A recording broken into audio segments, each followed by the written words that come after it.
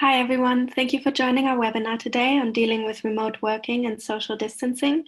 I'm Elisa Macris, a business psychologist at Thrive, and today my co-host is Johanna, who's also a business psychologist at Thrive. Hi, Johanna. Hi everyone, my name is Johanna. Thank you for joining us today, and I hope you and your families are all well and you're settling in at home, hopefully quite well for now. Thanks, Johanna. Just so you are aware, we are recording this webinar and it will be shared later. This webinar will last for approximately 45 minutes with a 15-minute Q&A session at the end. However, if you do have questions or comments as we go along, please feel free to type them in the comment box and we will try to answer them as we go. So we have created these webinars in the light of current events taking place globally regarding the COVID-19 outbreak. It's quite a stressful and challenging situation for most of us, and it's important that we share our experiences and support each other during these uncertain times. You've probably all already read several articles on this particular subject, and there are many different approaches that have been taken. For example, some only talk about how this affects our mental health, others only focus on remote working, while some focus on coping mechanisms such as meditation. So my aim today is to cover a little bit of everything and give you some tips on how to best cope with these challenges that you might have to face. I will mention recommendations from studies which have explored how infectious disease outbreaks affect our behaviors, thoughts, and feelings. So to begin, we will go through what exactly social distancing, quarantine, and isolation is, how it affects our mental health and well-being, and how to cope with it. The second part of this webinar will focus on working from home. This is quite a new field, but there are some systematic reviews that have looked into the effects of well-being, productivity, and stress when working from home. We will be talking through the potential challenges and you and others might be facing when working from home, and then I will go through some of the recommendations on how to cope with these challenges. So what is social distancing, quarantine, and isolation? I'm sure you're all already aware of what this means, but I'm just going to take a moment to go through this again. In the event of an infectious disease outbreak, local officials may require the public to take measures to limit and control the spread of a disease. There are three main ways in which we can control the spread of the disease: by social distancing, quarantine, and isolation. So social distancing requires us to keep a distance of 2 meters or 6 feet from others and avoid gathering spaces such as places of worship, public transport, and schools. Also, we're encouraged to do this when we go outside for grocery shopping or exercise, and even if we are at home if one of us is not feeling so well. Quarantine is when you avoid any contact with others if you have been exposed to the coronavirus to see if you become ill. This lasts for around 2 weeks. So let's say if one of your family members or roommates becomes ill, you must stay inside for 2 weeks to see if you will also develop some symptoms. Most countries are also asking individuals who have traveled to quarantine themselves. And then lastly, there's isolation, which involves separating an individual who had contracted COVID-19 to prevent them from spreading it to others.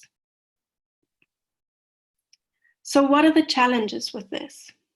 Spending days or weeks at home with limited resources and social contact can really take a toll on your mental health. So for example, we can have feelings of anxiety, which can arise from worrying thoughts about yourself or your family members contracting COVID-19 or even spreading it to others. This could also make us feel fearful and can ultimately impact your behavior, where you might have trouble sleeping or focusing on daily tasks. Or feelings of depression, low mood, and boredom can also arise as a result of not being able to continue doing daily activities which were meaningful to you, such as going to the gym or meeting friends at a restaurant or bar. Even anger and frustration can be felt as a result of not having autonomy over your own actions anymore, as you might feel a loss of personal freedom or feel annoyed that others are hoarding resources when seeing empty shelves in the supermarket. Some people might also use unhealthy coping strategies, such as drugs and alcohol, in order to deal with these thoughts and feelings, which could ultimately make them feel even worse in the end. You might Yeah, also feel, sorry. no, I think the really important point about all those three points are that they're all interconnected. So as Elissa mentioned, they all affect each other. So we might have the feeling of being lonely, which immediately gives us thoughts about like worries. Oh my God, maybe there's no one around, or how should I cope with no one being for so long next to me? So it's all kind of like interconnected, and then we maybe, yeah, behave in accordance to our thoughts. So this is like, it's really important to realize as soon as we maybe have negative thoughts, they affect our behavior as well. So it's all kind of interconnected, and that it's completely normal for this time right now to be stressed out about this uncertainty. And so we are all kind of worried about how to cope with job, or like maybe like how to adapt to this new situation. So it's really about like realizing that it's normal and that it's all interconnected. And the great thing about this is actually that the whole stress, or the stress which we perceive right now, is about our individual perception. And I think this is actually, if you can say that, quite great, because we can change our perception. So the great thing about having the feeling of stress is that we can change that with psychological strategies, which Elissa will mention later on. But yeah, it's really about like how we can change all these things, and because it's all our individual perception and our individual resilience and our individual threshold to the specific stressors going on right now. Yeah, exactly. Thank you, Hannah. That's true. And it's really important for us to be able to understand how these three connect with one another, these feelings, emotions, thoughts, and behaviors, because this will give us a better perspective of how we are reacting and why we are reacting in certain ways because of certain situations. There's many reasons why you might feel some sort of way, and knowing why this is happening and what thoughts are causing these symptoms can help you to understand them better, and then, as Johanna said, be able to change your perception and deal with the situation in a more effective manner. So what I haven't included here is the physical symptoms. There might also be physical symptoms such as fight or flight symptoms, which could be sweaty palms, shallow breathing, or increased heart rate, and more.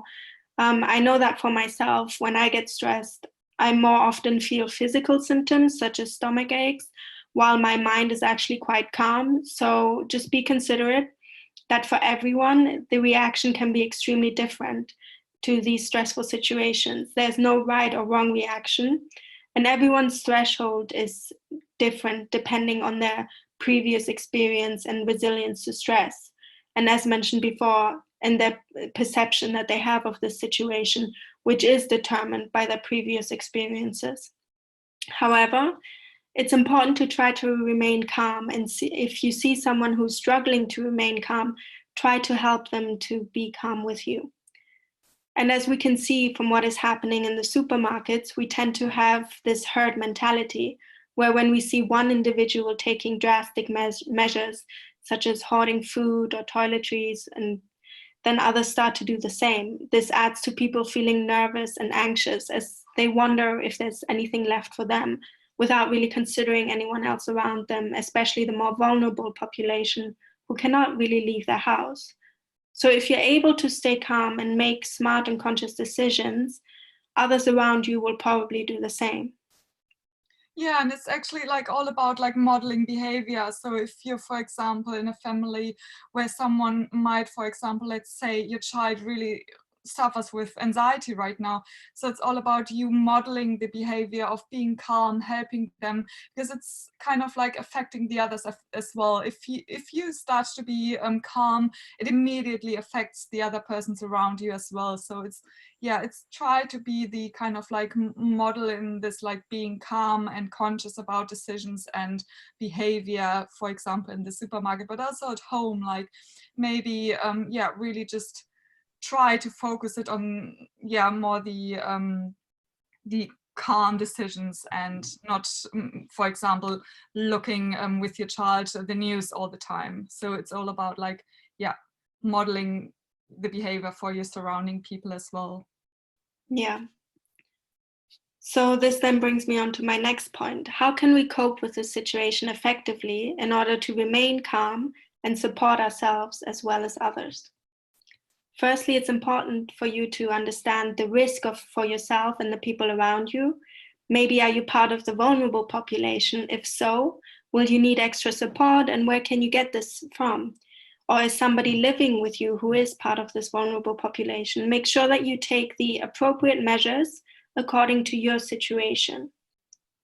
Educating yourself is basically what you're doing right now, listening to webinars, reading blogs and articles from reliable resources, such as healthcare providers and health authorities, which can help you to get a better understanding of the situation, as well as give you guidance on what next steps to take.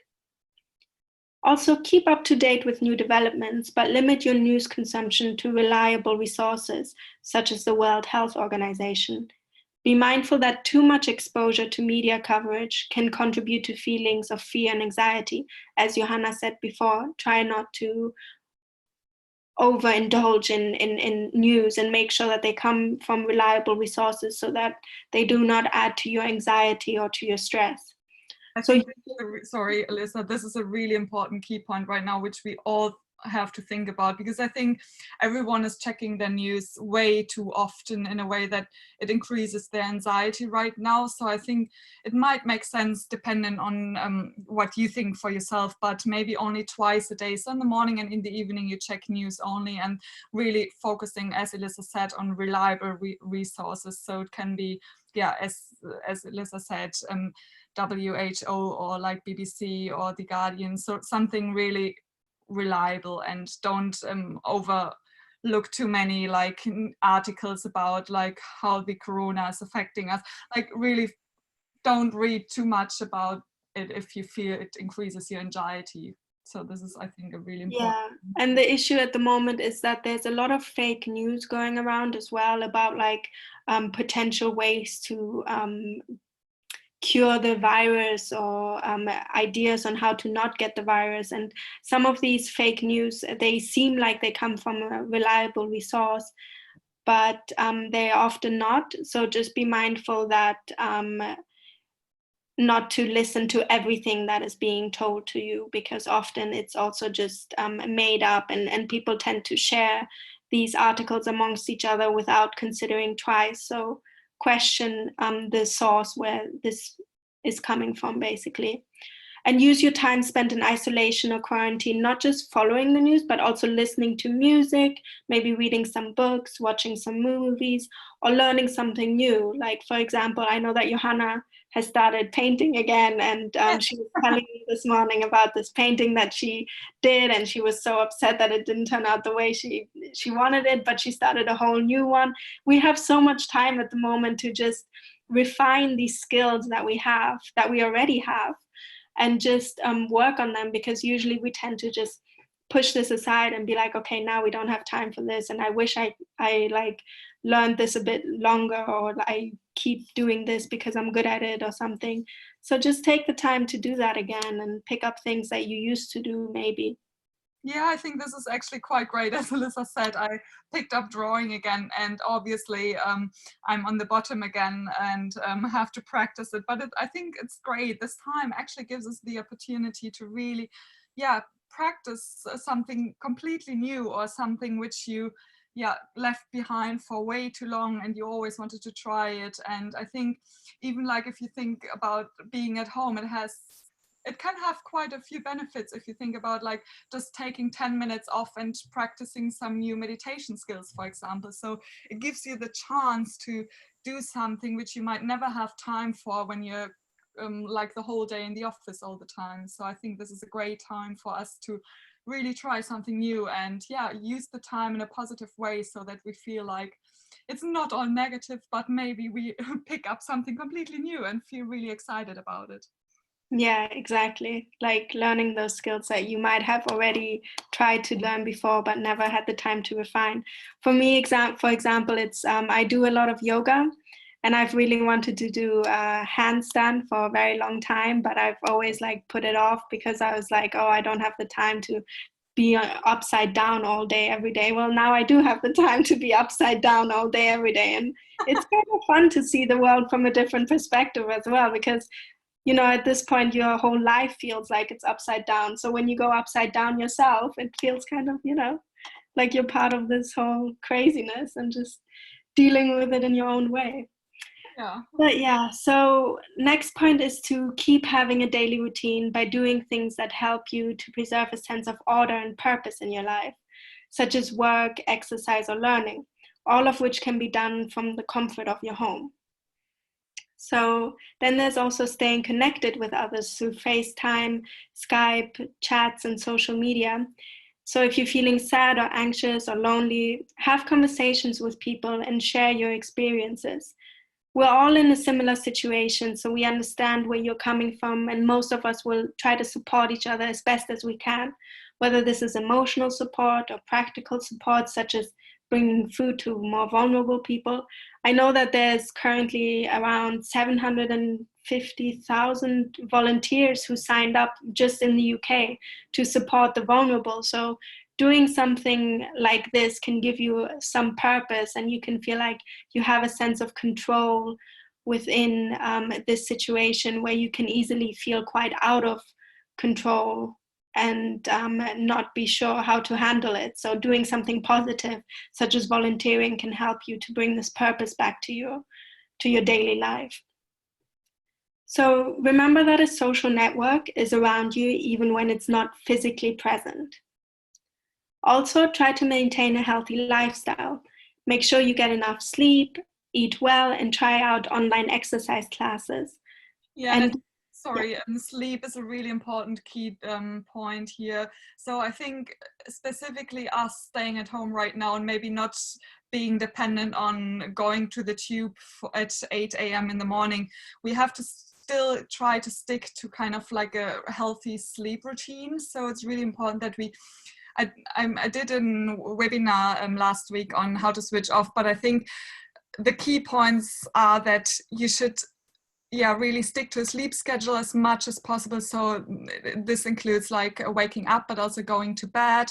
Like, for example, if you struggle with falling asleep, creating a pre-sleep routine, like as, for example, with some yin yoga or with a hot bath. And there are like various things which you might want to try out, and really try to practice some relaxation techniques, for example. They're really great ones, which Elissa will mention later, I think.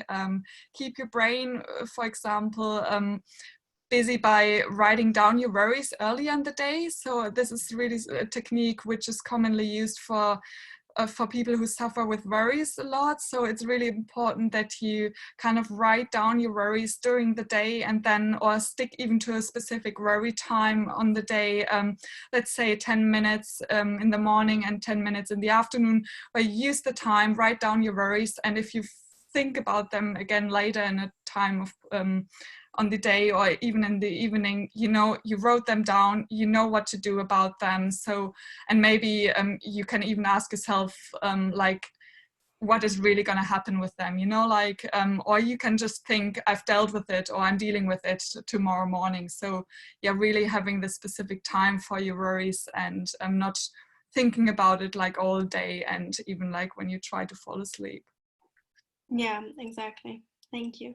It's also really useful to keep a sleep diary to help you to understand, to get a better understanding of your sleep hygiene, and to be able to have a better restful sleep at night. Yeah. So also don't use alcohol and drugs as coping mechanisms. And if you feel you need more guidance or support online, there's psychotherapy options which are available to you online. And most of you will probably have access to employee assistance programs, EAPs, which are available through your HR or well-being teams. So if you get in contact with them, they will be able to direct you to the right people, where they can also offer you counseling, maybe on the phone or online. Lastly, you can use psychological strategies, such as Johanna had said, like mindfulness techniques, to build your resilience and to manage your stress. So we have an app called Thrive, which can guide you through a range of mind-based and body-based relaxation exercises, which can help you to reduce the stress levels and as well as improve your sleep. And I would recommend, if you give it a try, to give them all a go to see which one works best for you. So for example, deep muscle relaxation is a body-based relaxation exercise, which a lot of athletes enjoy doing, and maybe even children, because it doesn't use as much concentration as meditation, let's say. So in deep muscle relaxation, you tense and you relax different muscle groups within your body until your whole body kind of feels limp. It's really good to do right before sleep, because what happens is when you're stressed, you tend to tense different muscles within your body without even being conscious of it. So this makes you conscious of how your mind is affecting your body. So going back to this slide on physical sensations, thoughts, and emotions, how they all interact with one another. These mindfulness techniques will help you to get a better understanding of the connection between the two. So having a relaxed body can help you have a relaxed mind, and vice versa. Then there is calm breathing, which has been really helpful also for people who have panic attacks. It can really reduce the symptoms of panic. I had a best friend who once went through a panic attack, and I went through calm breathing with her, where I would count with her for a count of 1, 2, 3, breathing in, hold for 1, 2, 3, and then breathing out for 1, 2, 3, and then hold 1, 2, 3. So I would keep doing that with her while sitting in front of her. So she would concentrate on me counting with her and breathing in and out.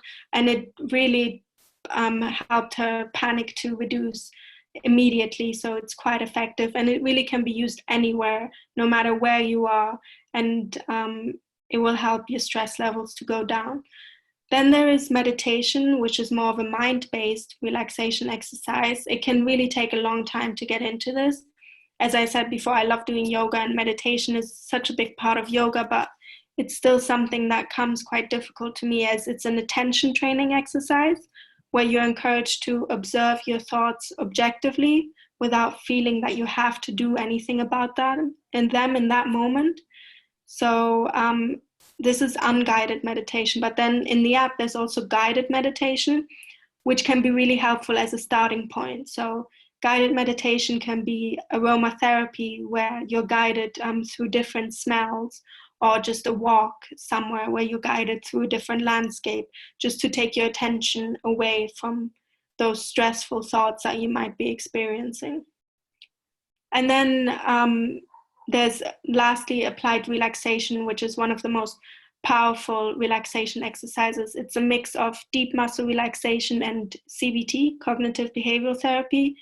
You would have to get an understanding of both in order to be able to do it. You can basically relax within 30 seconds without having to go through tensing and relaxing all of your different muscle groups, but it takes some time to learn. So doing them on a daily basis can be really helpful, maybe just like 5 minutes a day, not more, just every single day if you keep it up. It's like training for a 10K run. The more you do it, the easier it will come to you.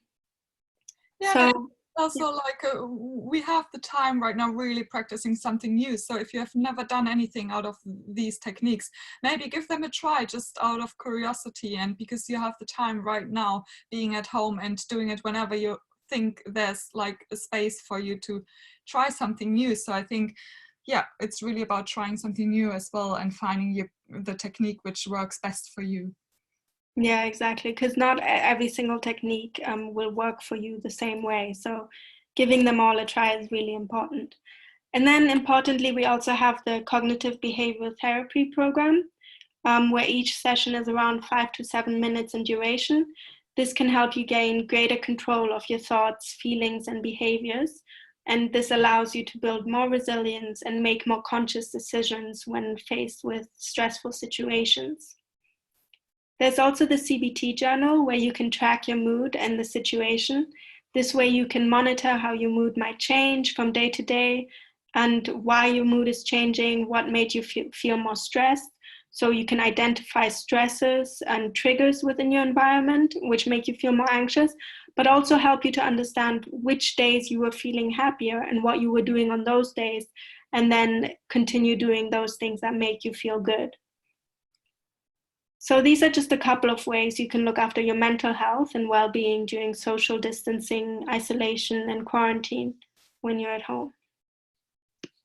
Yeah, and I mean, if you feel like, for example, you want to start with something more creative for now, or you want to start with, for example, just some physical exercise and add later on maybe the deep muscle relaxation because you're maybe more the muscle mind person, give it a try and really find out your technique which helps you to, for example, switch off in the evening, or just gives you out of, like, for example, a stressful morning, gives you a quiet moment where you can really settle down again and clear up your mind again. So yeah, I think it's all about really, as I said before, trying new techniques. This is the time right now, and finding whatever suits you best.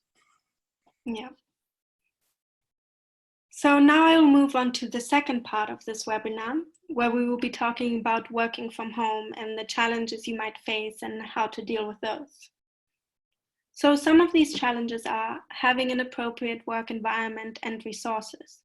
You should make sure that your workspace at home is suitable and you have everything you need in order to continue working comfortably and effectively.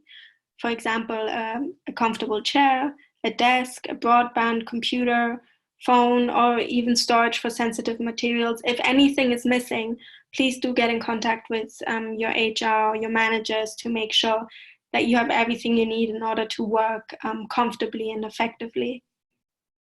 Also, be mindful of people's work environment. There are a number of distractions at home, such as pets, children, roommates, or like noise from the outside if there's construction going on or something. This can interrupt someone's work and someone's concentration. So be mindful of how this could affect them and understand what their challenges might be.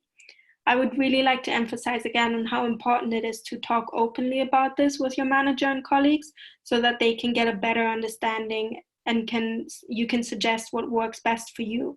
For example, you might need flexible working times. Yeah, and I think this was a really important point again, is having this conversation like over and over again, because now we're missing the chat, for example, in the cafeteria, or like just, you know, the chat with our manager when we pass by.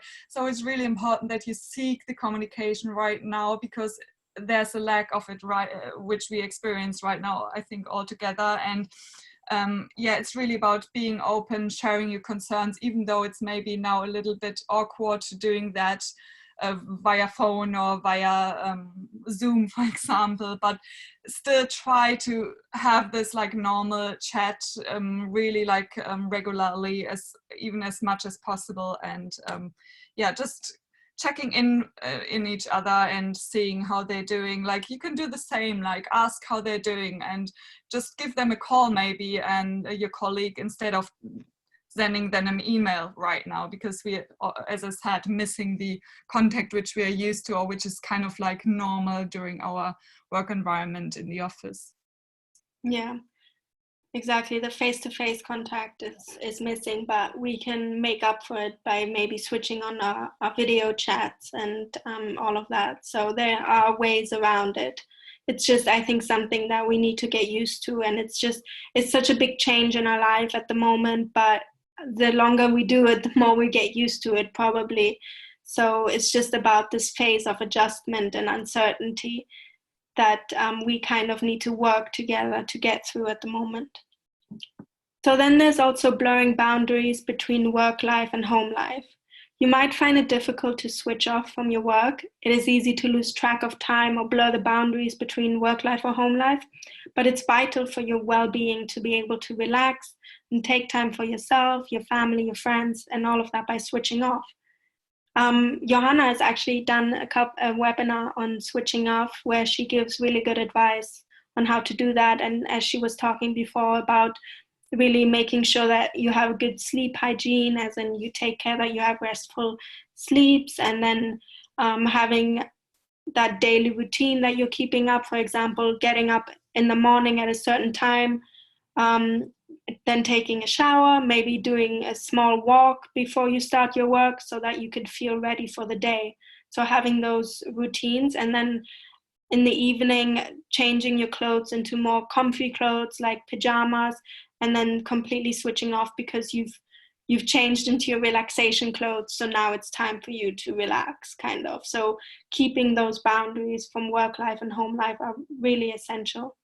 Yeah, and I think this is a really important point as well. Again, like trying to be really conscious about working times as well. So if you feel, okay, you have to change working times right now because, for example, you're having children at home who needs to be kind of like, or who need more time during lunchtime, communicate that with your manager and say them that you maybe have a longer lunch break, but maybe work 1 hour longer in the evening, but still kind of setting the boundaries and limiting your working time to the usual office hours in a way that you can say, now I worked my time and I will switch off my computer right now, and really, yeah, getting off from work in the specific time, so that you can really, like, for example, I think we all struggle right now with getting emails, for example, late in the evening, but thinking really like, can't it wait until the next morning? So switching off your device, maybe if you have one, using only your personal device in the evening,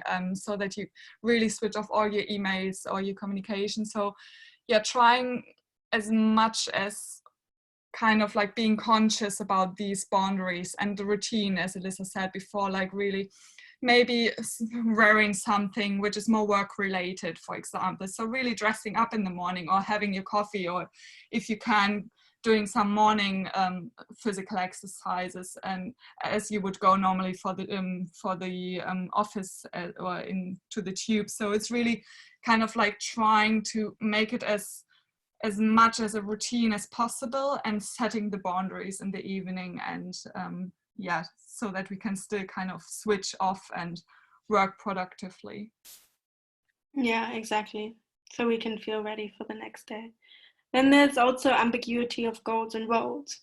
So when working remotely and feeling disconnected from your team or organization, it's easy to lose sight of your roles and responsibilities. Sometimes we might be assigned ambiguous work, which we feel is not within our job responsibilities. It's important to discuss this with your team, because roles and goals need to be reclarified often, especially during this time, as the pandemic response can result in new and competing tasks across your organization and within your teams. For example, within our team, we have these whole new webinars that we develop in order to support the people around us, and to give coping strategies and all of that.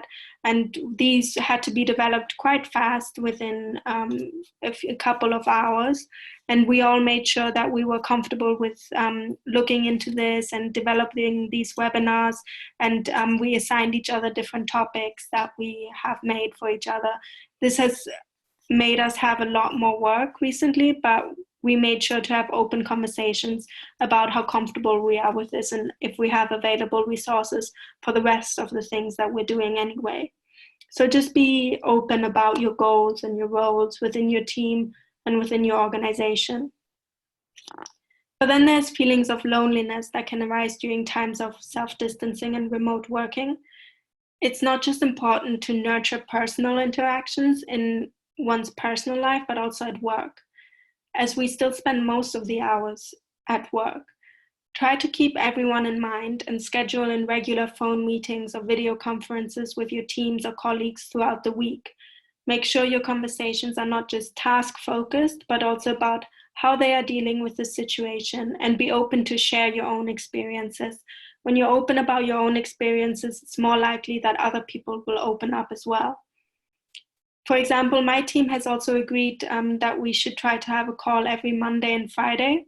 And as a whole organization, we're going to play a quiz together on Friday over the phone. So, something positive that's come out of this situation, I guess, is that people are really coming up with very creative ways to stay connected.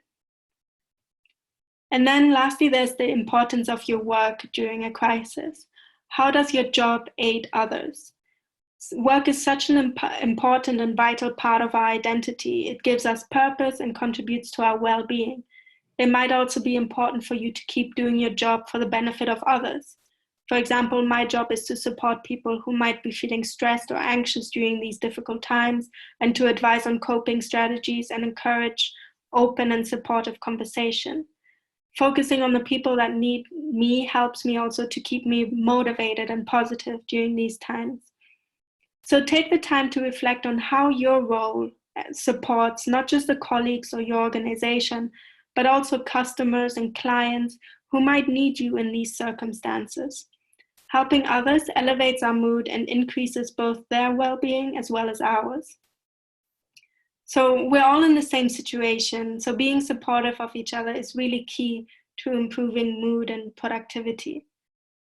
Lastly, I wanted to say that research on the effects of stress, well-being, and productivity when working from home recommends training line managers on these unique demands. Unfortunately, in this situation, most organizations are not able to do so. So our best option is to take ownership and see what works best for you, and as there's no one-fits-all approach. So just to summarize, the main tips of working from home are to schedule regular meetings, manage your workload as you might get new or ambiguous tasks assigned to you, and clarify roles and goals amongst each other. Also set boundaries between home life and work life so you can take time to relax and recharge. And most importantly, remember that relationships and communication are key to successful remote working. There's also the issue of us all having different personalities. So some of us might not feel as comfortable talking openly on a group chat or video chatting all the time. So as said before, just be mindful of each other's personalities as well, and make sure that you include everyone within the conversation, even the ones who are more quiet. So make sure that you talk to them on the side, maybe one-on-one, rather in a whole big group chat. Yeah, or smaller like video voice calls, like for example, only 3 to 4 people in a comfortable team setting. So, but yeah, having still this like team feeling so that you check in regularly is so important right now. Yeah, and making sure that no one's left out and just communicate, yeah. So this brings me to my recap. We have talked about the difference between social distancing, which is reducing contact and interactions between each other, quarantine, which happens when you might have been exposed to the virus, for example, one of the people you live with become ill, and lastly, isolation, when you have contracted COVID-19 and need to be separated from others in order not to spread the disease. We have also talked about ways to cope with spending time alone and psychological strategies to help you manage stress and anxiety, such as meditation or deep muscle relaxation, which our app can guide you through.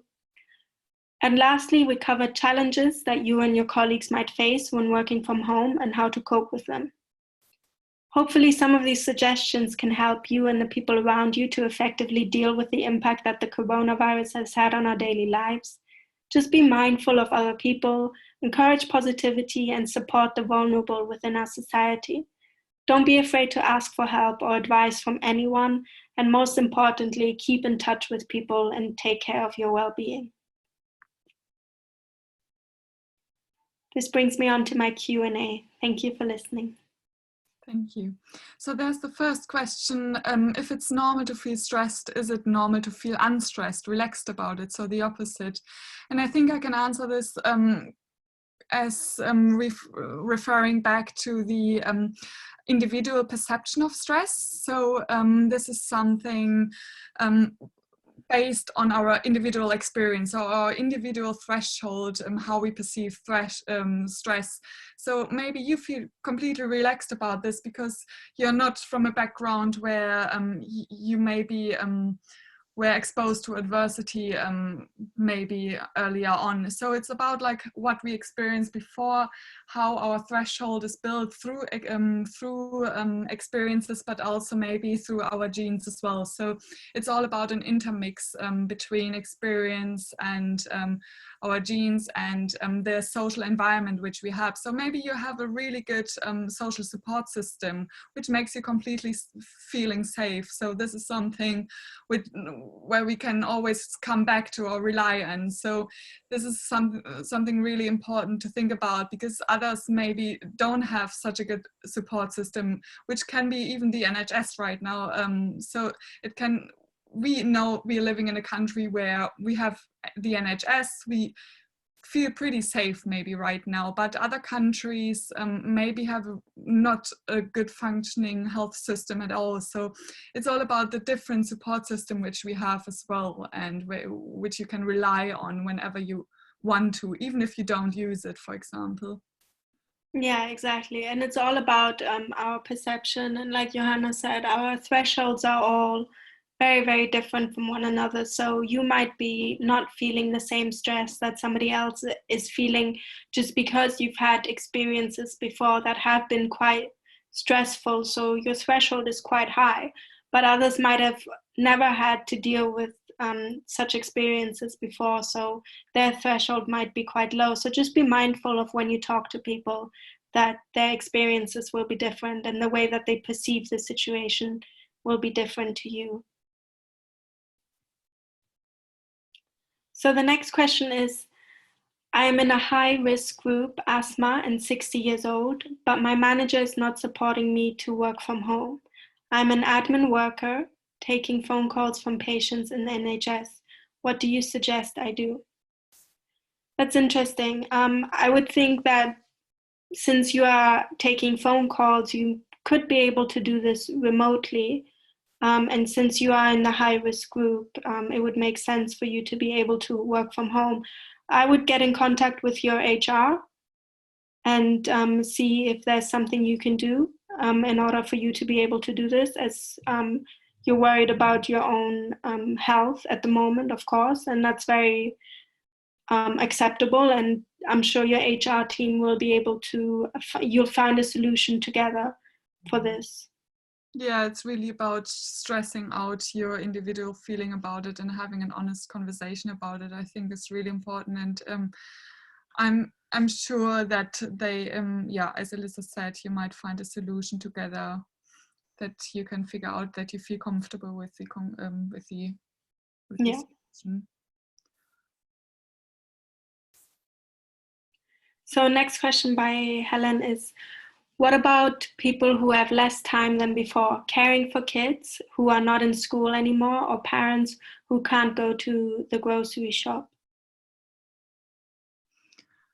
I'm not sure if I understand it right, but Helen, do you mean like less time for work or for your family time? I'm not sure, but I think what is really important right now is having the conversation with your family as well. So setting boundaries, letting your kids know that you have to work now for the next 3 hours, for example, making breaks. So the good thing is that we should, I think, make a lot of breaks, like for example, every 1 or 2 hours, because our concentration decreases immediately. Have a 5-minute break, check in with your kids, and then go back into your room again and really close the door and let them know this is your working time right now. So yeah, trying to communicate that you need to work right now, and yeah. Yeah, and try to maybe construct the schedule that your kids have, like around your own schedule that you might have for work. So for example, make sure that you tell your kids, okay, at these times I have a call, so just be quiet for those times and give them certain tasks to do, and then say, okay, at 1 o'clock we can all have lunch together, and then at this time I'm going to go back to work. Just coordinating your schedules to one another as much as possible. And I think also having good conversations with your children, as obviously it's quite demanding at this time to have obviously parents who you need to take care of as well, to go grocery shopping for, and kids that you need to take care of as well as you work on top of that. But I think once you all kind of get into the rhythm of this, I think it's just kind of an adjustment period at this time that needs to be dealt with. And then maybe you can all try to coordinate your schedules around each other and Yeah, be able to yeah. have this. Yeah. Yeah, and I think also if you feel, for example, as I said before in the webinar, if you feel you need a longer lunch break because your children need someone who cooks for them, really communicate that with your line manager and let them know that you maybe need 2 or 3 hours off during lunchtime because, yeah, as I said, you need to cook, for example, and maybe you add those hours in the morning earlier or in the evening when your children go to bed. So really, yeah, trying to figure out and communicating with each other, and as Elissa said, trying to get it in line with what works out the best way. And obviously it's not ideal for anyone right now, but it's all about like trying to figure out a technique which works best right now, I think. Yeah, it's a bit of a trial and error at this Yeah. point to see what works best for you. So I think that was all the questions. Thank you all very much for joining this webinar today. I hope these tips and coping mechanisms have helped you and you all stay well, and we'll all get through this together for sure. Yeah, thank you for listening. Bye. Bye.